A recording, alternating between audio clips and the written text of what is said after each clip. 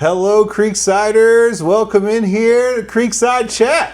You got it fired up right now. That's right. You got to be excited when you're talking horses. It's my favorite thing. So speaking of horses, we wanted to talk about what happens when farms have to close, like specific facilities and locations. And it doesn't work. How it affects horses, right? So we're going to talk about not only ourselves, but we're going to talk about friends in Ohio. Yeah, it's been a theme of our industry lately, right? Operations, transitioning, phasing out, and then the actual property selling as well. You got examples like Southwind in New Jersey that's ultimately going to cease operations here at some point, they're saying. And All-American the last year or two. Yeah, we had, the folks up at Fairwinds have, I believe, a sale of a large part of their property and then essentially winding down or ceasing operations. And so there's more news of this kind of thing. And it starts in Ohio, a state that's booming, but there's... like our partners and real good friends, Joe McClade and Sugar Valley, are ceasing operations, end of September? That's my understanding, yeah. And the property's going to sell, and that's an end of an era for that operation. And we got to experience some real highs here towards the end with them, and it's closing of a chapter, and we have to sort out that, and then ultimately where we go from here, because we stood two stallions there most recently this past season and down by the seaside in Pebble Beach that are getting ready to shuttle down under, but they will return, and they're going to need a place to stand stud. Yeah. So but that kind of goes with like our Pennsylvania operation that is due to sell hopefully at the end of September, which means we have 5 stallions right now that are kind of homeless. Yeah, so what does that look like internally, right, for us as we navigate this? Like we've known internally that our plans were to sell the PA farm. Yeah, and I think plenty of folks knew that it was for sale, but it's a good chance for us to describe why we're selling it. And why don't you kind of elaborate? No, I mean, I think we started it a long time ago with the intention that it was to benefit ourselves with the Breeders' Awards, right? So we were going to board horses there, raise foals, and do all that stuff. And over the years, it's kind of gone backwards. Not backwards. It just kind of the amount of money available for breeders has gone down. And we're at a point now where the Kentucky operation is so strong that it totally makes sense with staffing and expenses and everything else for us to just kind of bring everything more in-house. Not even in-house, but really like, let's put the horses where we think they can do best. And I think we've shown over the last number of years that we can manage stallions wherever they are. We have a great relationship with Sugar Valley that happens to be closing, but Winterwood and Blue Chip and a number of places. And I think we can do a better job in that way than we can managing our own place there in PA, honestly. Yeah, which was difficult to manage being 7-8 hours away from us, because we actually live here in Lexington, Kentucky.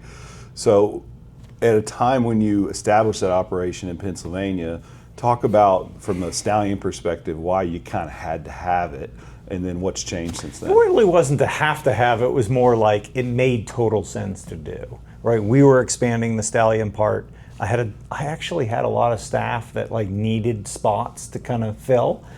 And Caroline, who's kind of done the behind the scenes, marketing and advertising and stallion selling, and really she's done kind of everything, was one of those ones that was available and needed a spot, and it was perfect. So she went up there and she did foaling and she did stallions and she did the office and kind of put her hand in everything. And then, she's come back. But since then, it's, let's be honest, they've taken the money from the awards and slowly chipping away at it. And it's 25% and 22% and 17%. And whatever it is now, it's not sustainable for us. And so it's for sale, it's sold, it's going to be gone by the end of September.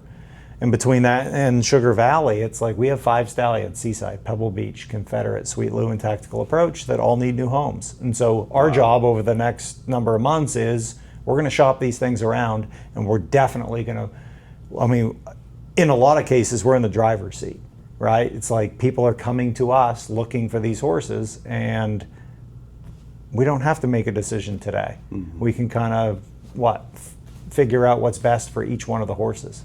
I think we just want time to analyze and choose what's best for all those syndicates, all those shareholders, all those horses. I think us selling the Pennsylvania farm by no means means that all of our stallions have to leave the state of Pennsylvania. No.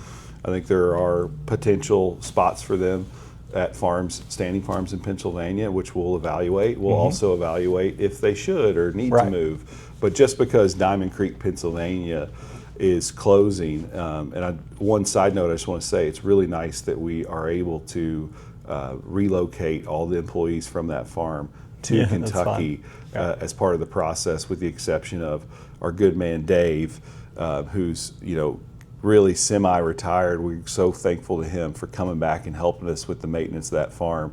He would like to stay in that area, and so we are going to lose Dave. But outside of him, everybody else is going to make their way down here as we expand. Yeah, which is great. And again, the Stallions are what they are. They've kind of made names for themselves, especially Sweet Lou and down by the seaside, and they'll find good homes. We'll make sure that we do right by all 5 of them, really. Absolutely. But that's going to be an internal thing here for the next couple months for us as we kind of navigate where are they going to go and who's going to get them and what's the best spot for each one. But just kind of give an insight, it's not easy. It's not always roses. No, it's surely not. Now we're a little bit different where our operation is not stopping by any means. It's just one division, one property of it is closing, but there's no reduction or dispersal associated with it by any means.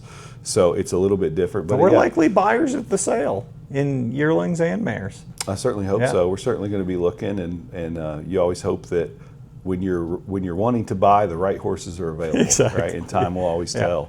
But our heart does go out to the Sugar Valley team and what they're going through as they transition out. And we wish everybody up there the best. And we thank Joe McLeod for his partnership over the years. And friendship. And all the success we've had. So with that, we'll say bye for now. And let us know what you think about some of the farms closing and our change that we're having in PA, and us moving to more of a model of what we'll call a standing farm model, where we manage as syndicate manager, but put the horses in the best places for them with partnership standing farms. So with that, we'll say bye for now, and we'll see you next time here on Creekside Chat.